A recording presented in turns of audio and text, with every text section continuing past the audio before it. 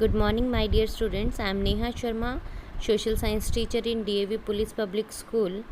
Today we are going to start class 8th history, chapter number 11, the First War of Independence 1857. In this video we will discuss about these topics. First of all, the background, then introduction and the important places and leaders of the revolt and causes of this revolt and causes of failure, and at last we will discuss about the conclusion of this revolt. Okay, so first of all we will start with background of the revolt of 1857. British come India in 1600 AD. They set their foot in our nation when our nation was losing its wealth and independence, and the aim of Britishers was to exploit the resources of our country. From 757 onwards, they won almost every battle against the Indian rulers and kept on expanded the area under their control. Actually, they sent Indian wealth back to the England, and finally, 100 years later, in 1857, a number of Indian soldiers and Indians revolted against the this exploitation. During the period of 100 years, there is a no direct rule of British in India. British ruled over India as a company, right? And they established their company. Actually, this event was also called as uprising and the revolt of 1857 or Sepoy mutiny, and but the Indian historians called it as the first war of independence, as it was the first time that different sections of Indian society united and fought against the Britishers. Now next we will discuss about the introduction, how it started. And the revolt of 1857 was actually known as the landmark in the history of Indian struggle for freedom, and because it is the most important event of modern Indian history.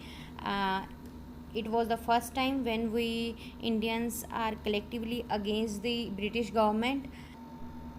Actually, it was started by the Indian soldiers in the service of East India Company, and it soon spread to different parts of the country in northern and central India. The reason was the cartage contained fat of cow and pig, right? Actually, it was started on May 10, 1857 with the mutiny of soldiers in Meerut cantonment, and then it spread towards different part of the country and Delhi also on May 11, 1857.